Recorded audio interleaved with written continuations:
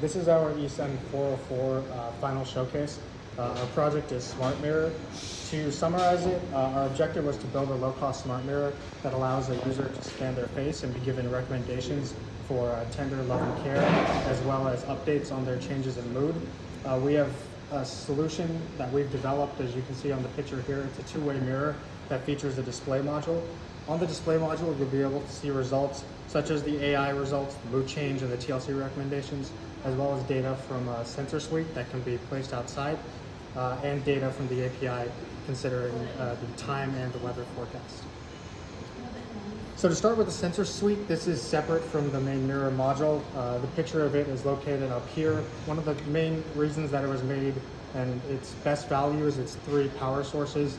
A USB power supply, which can be used to power it outside, the user's computer, or the power supply of the mirror. It features two sensors, the DHT11, which has temperature and humidity, and the BMP 180 with atmospheric pressure and altitude.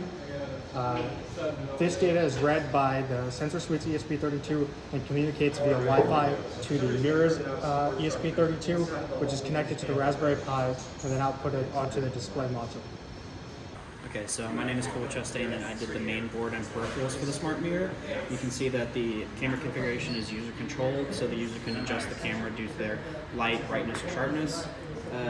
The camera is able to take an HD image that will be passed on to the Raspberry Pi and then will be passed on to the database, and the AI will fetch it from the database and scan it, and then the return results back to the Raspberry Pi, which we displayed on the dashboard.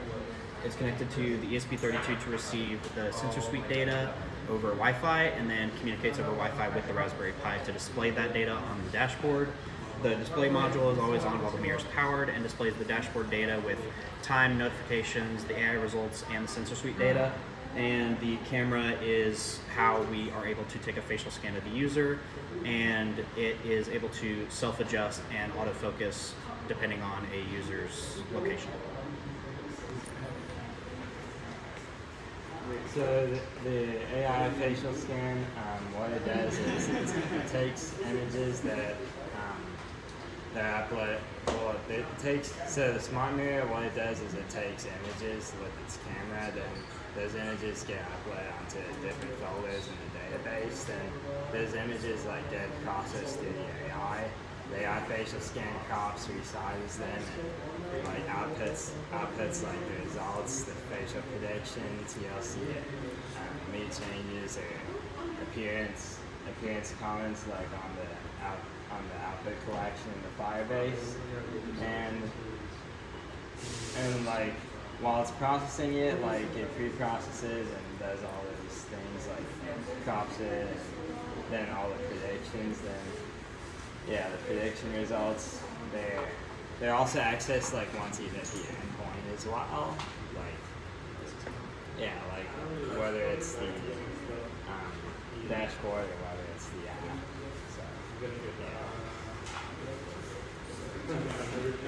So, I'm Wilkinson. I have the app, the database, and the housing that you see in front of you. So basically just the app is just the user logging. You can see weather, stock, daily updates from there.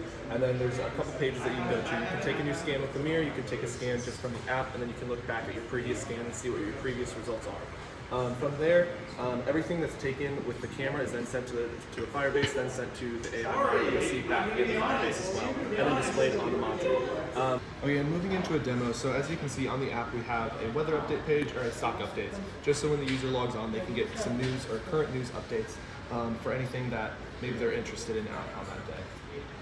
Then if we were to go into to take the actual facial scan with the mirror, you pull up to this page and then you can see there's directions that walk you through it. When I press the scan, I then will just go in front of the camera, wait for it to display and take my picture.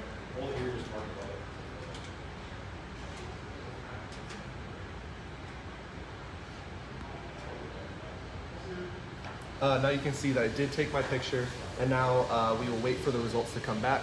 The results can take up to about 10 seconds depending on the Wi-Fi speed of the user, but then if we were to if you were to say be away or you weren't with the actual mirror itself or the display itself, there are some other features that we have implemented in order for the user to be able to use the mirror without having to be actually with the display itself. So the user can use a feature without the mirror. So if they go into a facial scan without the mirror, it allows you to upload from the gallery. So now if we were to use the camera of the phone itself and go from the gallery, if Colby will then just take this picture of his face. Because the mirror's trained for me, so this image should come back and recognize my face. There we go. And then wait for that to process. It shows that it was uploaded properly. Yeah, so once everything is uploaded properly and successfully uploaded, then all of the results will either be displayed right back on the mirror briefly, or the user will be able to go back and look at past results of past scans. This is specifically for one user, so all of the scans are stored under one user. It allows for other users to be logged in, but only one user can look at it. So if you want to look back at past results, we can see this picture of Colby. It identified Colby, he was angry, and it told him that he was looking good today. That's just really that's what the mirror does as a whole. That's everything that sums it up together.